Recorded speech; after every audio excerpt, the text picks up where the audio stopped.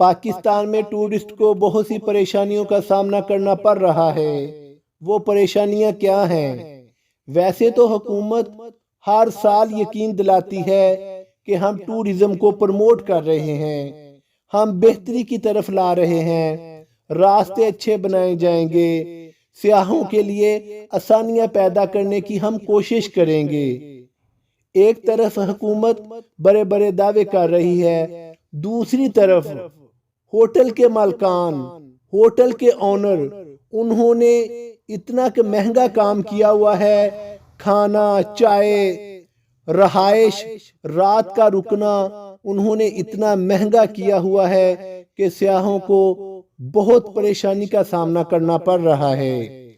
Shangrila hotel जो कि स्कर्दू में वाक़या है, ये होटल झील के किनारे है, यहाँ तक कि झील के ऊपर भी उन्होंने बनाया हुआ है। इसमें सेब के, नाशपाती के, मुख्तलिफ किस्म के पौधे हैं। और यहाँ यकीन जानो, आप चाय पीते हैं, 1000 रुपया, 1500 रुपया आपको चाय के लिए देना होगा, और खाने के लिए 2000, 2500, 3000 रुपया आपको भरना होगा।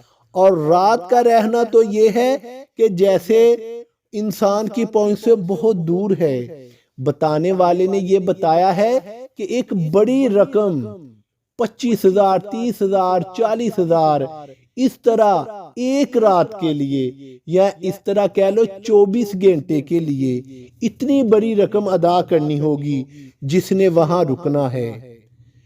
यहाँ मसला ये है सियाहों को कि अगर उनका एक रात का ही 25,000, 30,000, 40,000, 50,000 खर्च हो जाए तो वो और क्या करेंगे।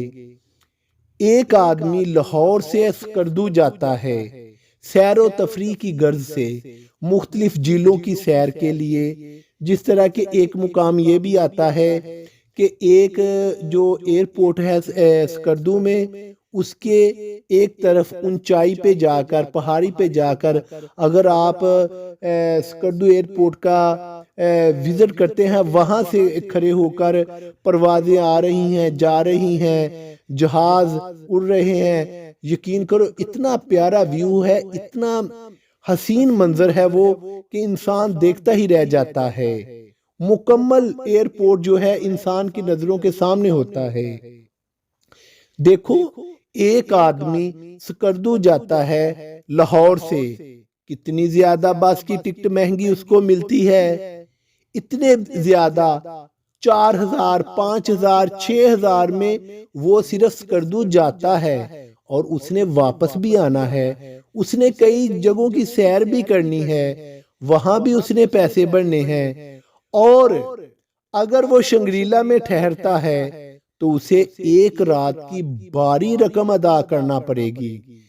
यहाँ तो फिर यही हो सकता है कि एक इंसान करोड़पति हो जो जाकर शंग्रीला ठहर सके।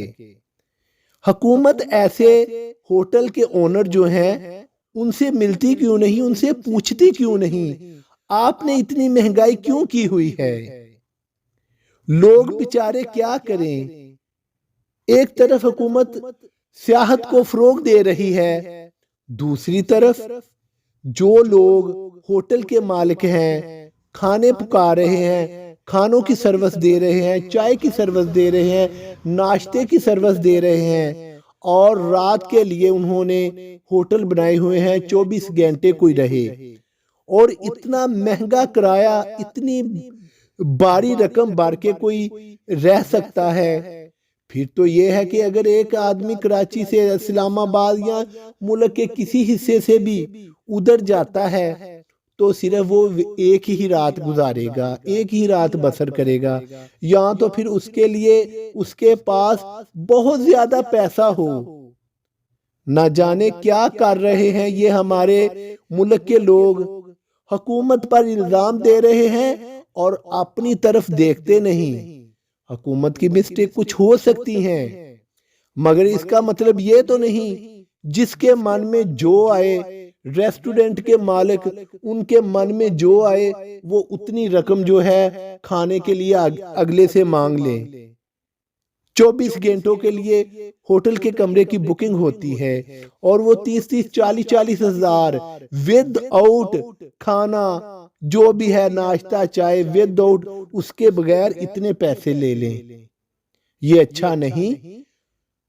होटल के मालिकान ओनर जो भी हैं उनको समझना चाहिए, उनको एक मुनासिब किराए रखने चाहिए, खानों का रेट मुनासिब रखना चाहिए। ये बेहतर नहीं है। और इस तरह जब वो आने वालों के लिए आसानियां पैदा करने की कोशिश करेंगे तो फिर मुल्की और गैर मुल्की उनके लिए, सियाहों के लिए आसानी पैदा हो जाएगी और हमारा मुल्क टूरिज्म के हवाले से पूरी दुनिया में नुमायां तौर पर नजर आ जाएगा। अल्लाह मुझे और आपको अमल करने की तौफीक अता फरमाए। आमीन सुम्मा आमीन या रब्बुल आलमीन।